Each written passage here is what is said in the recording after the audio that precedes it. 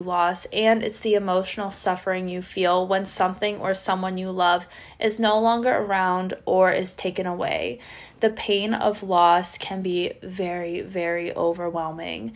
You can experience all kinds of difficult and unexpected emotions, such as shock and anger, disbelief, guilt, and an extreme amount of sadness.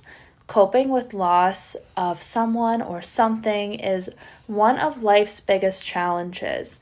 Grieving the death of a loved one is the most intense type of grief, but loss can also cause grief to the following: divorce or relationship breakup, a decline in health, losing a job, losing financial stability, a miscarriage, death of a pet, retirement, loss of a friendship, or loss of safety after trauma. And these are not the only things that you can experience grief after loss. There are many other things, but this is just a list of some of the main things.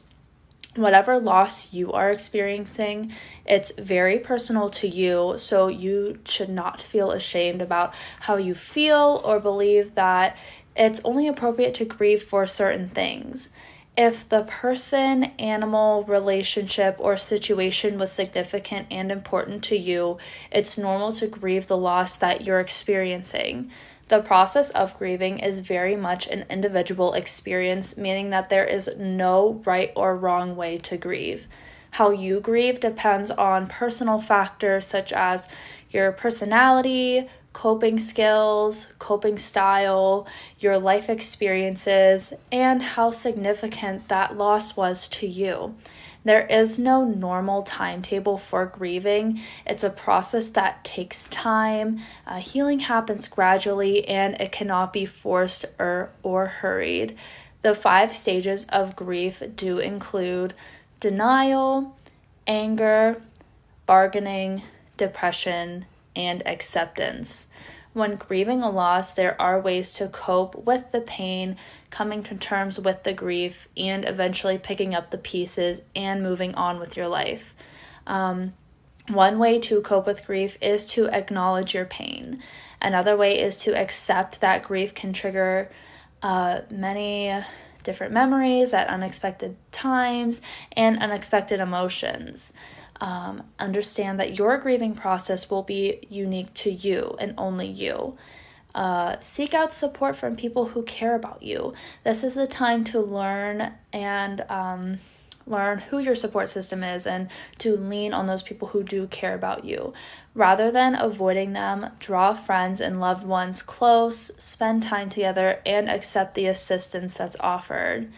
Also, seek therapy. Grief can feel very lonely even when you do have those loved ones around you. Sharing your sorrow with others can help. At Make and Wellness, we do offer grief therapy, and if you are experiencing grief after losing someone or something that you care about, don't hesitate to reach out to us at 833-274-HEAL or visit us at makeandwellness.com to learn more about our grief therapy program today. Our experienced therapists can help you work through the intense emotions and overcome the obstacles to your grieving. If you want to learn more about grief and loss, how to cope with it, visit our TikTok page to view the video on this subject, as well as check out our Instagram, Facebook, Twitter, YouTube, and even visit our website, I'll say it again, at makeandwellness.com to learn more.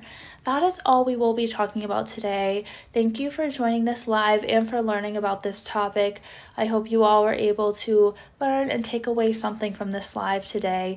And please remember that if you are grieving the loss of a loved one or something that you love, please don't hesitate to reach out to us at Make and Wellness to get started